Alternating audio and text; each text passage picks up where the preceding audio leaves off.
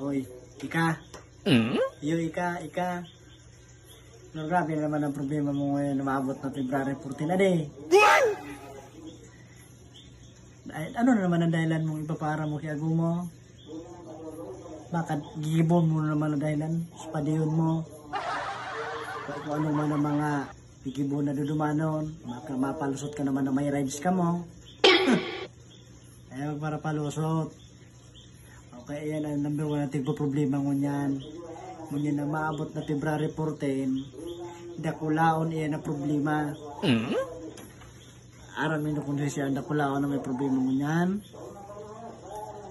So, kabit. Budak may mga kabit.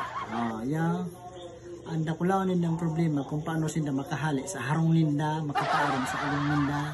Siyempre, February 14, oras ang kan mag-aragong bagong buda magpirday-piday, paano sa mga kabit? Sige daw, paano?